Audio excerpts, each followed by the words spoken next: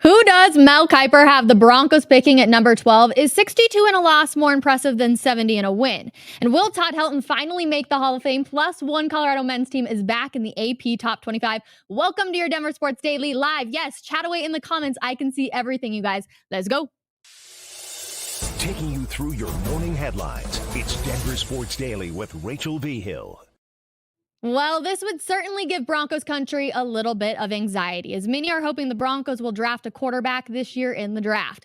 Mel Kyper, known for his mock drafts, has the Denver Broncos taking Latua out of UCLA with the number 12 pick. Oh, yes, an outside linebacker, an edge rusher. Mel Kyper has them taking him over a quarterback, and there are plenty of quarterbacks that everybody has been talking about.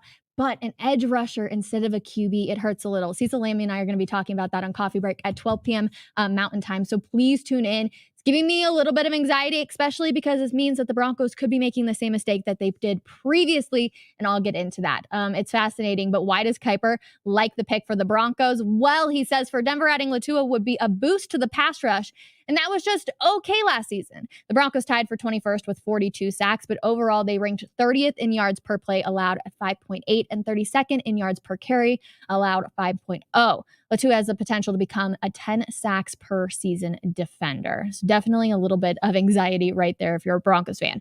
Now, it was a wild night in the NBA as Joel Embiid goes off for a 70-burger against the Spurs. Embiid scored 70 points to surpass Wilt Chamberlain and set a new franchise record for points in a single game. A standing ovation was as he walked off the court 18 years ago on January 22nd, 2006, you guys. I need some water or something. The late Kobe Bryant had an 81-point night. Career high performances seemed to happen on January 22nd. But Embiid wasn't the only one having a crazy night on the court. Karl Anthony Towns scored 62 as the Hornets stunned the T-Wolves 128-105. Last night was insane, but let's have the conversation, you guys. My entire mentions last night when we were talking about this was Embiid stat padding. He's such a stat padder. I can't believe he would stat pad. Wow, unbelievable stat padding. So let's have the conversations. You're going off. Really? You don't want to say, hey, let's see what I can do. Let's see if I can have a PR. He had like 54 points, I believe, in the fourth quarter. And so that's what really sparked the conversation of, oh, he's stat padding. He's going after it. I'm sorry. I'm going to be the one. Nuggets Nation, please don't be mad at me. If I have 54 in the fourth, of course, I'm going to see what personal record I can go out there and do. I want to see how I can possibly be the best. I don't think it's stat padding. We're going to ask Joey. Everybody in the comments, please say hello to Joey. He's our producer. You guys are going to be hearing his voice a ton here on this show. Joey, tell me, is this stat padding for Embiid? No, you give me the ball with 59 in the fourth. I'm going to put up everything I can. I'm going to shoot everything. Right? I'm like, you have to go for the PR at that point. There's no reason not to. And I don't think it is stat padding. We actually were talking about this earlier on before we went live. And you were saying, if this was free throws, I could get it. But like, he's putting in buckets. Yeah, no, I mean, I get it. But with points, it's harder to stat pad. I mean, he's shooting and he's winning. Oh, you guys, let's just give Embiid his roses on this one. I promise I'm still going for Jokic for MVP, everything of that nature. But let's just give him his roses on this one. A 70-point burger on the Spurs is pretty dang good. So congratulations, Embiid. And I think it's funny now how the conversation has really changed with him. And he's like, yeah, 70 points is cool, but all that matters is winning the title. Where was that last year, Embiid, when all you wanted was the MVP? Anyways, moving on. This next Mile High Minute is presented by Smash Burger, and the Nuggets are taking on the Pacers tonight in Indy at 5 p.m. Mountain Time. If you remember, the Nuggets played the Pacers only a few weeks ago and won 117-109 when Bruce Brown got his championship rings. Now you might be like, oh yeah, the Nuggets are going to see Bruce Brown again. Wrong. A massive NBA trade happened and Bruce Brown was shipped off to Toronto in exchange for Pascal Siakam. Denver has won 7 straight games against Indiana, and this will be the 100th regular season meeting between the Pacers and the Nuggets, with the Nugs leading 53-46 all time. Now, something to watch for tonight, too, if you're going to be checking out the game. Buddy Hield is 2 3-pointers away from passing Nuggets legend Chauncey Billups, who has 1,833s on the all-time made threes list. So something just to watch for. I always love a game within a game. And are you ready to hear this absolutely crazy stat? Every single NFL team has changed their offensive coordinator since the 2022 offseason. I saw that stat and I was absolutely blown away. Brian Callahan was the last man standing as the Bengals OC until he became the Titans head coach yesterday. Of course, everything's got to be finalized and everything. But as of right now, Titans head coach, he began his NFL coaching career with the Denver Broncos back in 2010 as a coaching assistant. And he held various positions with the team throughout the 2015 season. And he was a part of the Broncos staff when the team won Super Bowl 50 over the Carolina Panthers. How crazy is that stat, though? Every single OC has changed. Like, man, the NFL is just constantly blowing me away. Now, if you are a baseball fan, you are going to love this one. This may finally be the night. This could finally be the year that Todd Helton could make it into the Hall of Fame. And I know people have various opinions. I was in a meeting yesterday and two people were like, oh, if he doesn't make it, it's absolutely garbage. And someone was saying, oh, if he makes it, it's garbage. So let me know in the comments how you're feeling about this.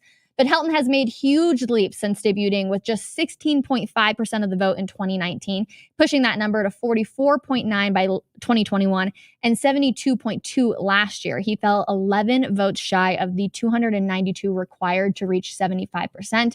Todd Helton had a 10-year stretch in which he batted at least 300 and averaged 30 homers and 108 RBI per season. Helton also had Coors Field held against him in addition to playing in the height of the steroid era. And those are just two reasons why he never finished higher than 5th in the National League MVP balloting.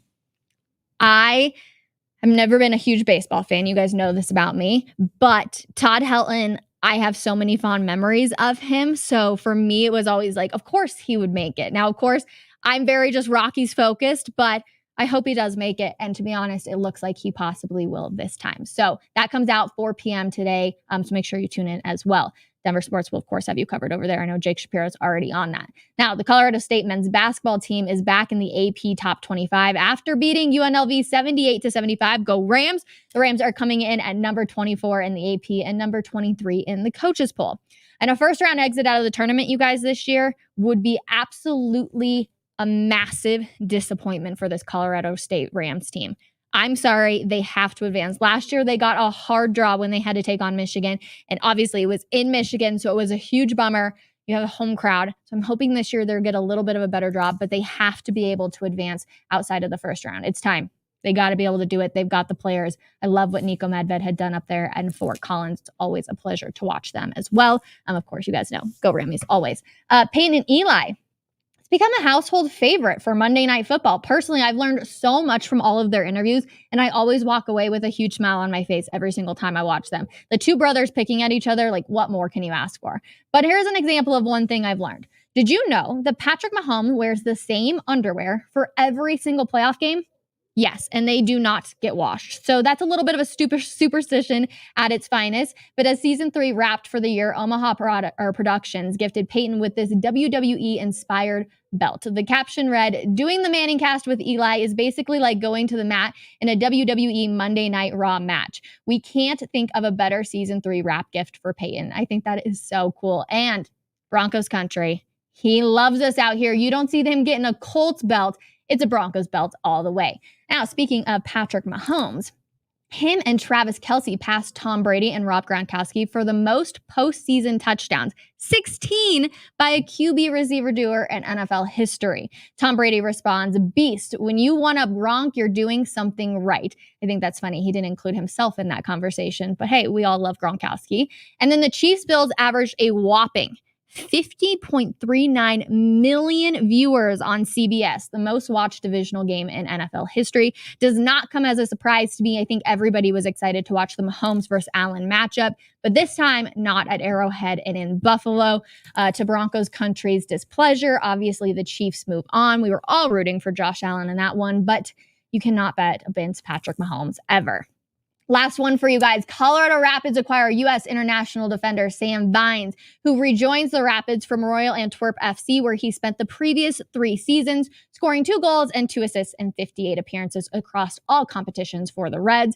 I actually know Sam Vines very well. I went to the bubble, if you did not know, before I worked here at 104.3 The Fan and Denver Sports. I worked for the Colorado Rapids during the COVID year. I was actually down in the bubble with them. I think this is a massive get for them to have him come back. Of course, a homegrown player. So I'm really excited for him to be returning back to the Rapids. They struggled. They lost a lot of good players, obviously. It's one of those hard things with the MLS is there's something bigger and better, and that's obviously over over in Europe. So when you lose good players, they're heading over to Europe, and it's hard to keep up that momentum. That's why Messi actually coming over to the US was such a big thing. So I'm excited that Sam Vines will be back again to hang out with the Rapids, and we'll see with the new coach how they end up looking. You guys, I love hanging out with you every single day. Plenty of good stuff. I want to see just some of your guys' comments. Stay frosty. Yes, make sure you hang out with Cecil and I at noon. We're going to be talking about Mel Kiper's draft. Plenty of good stuff.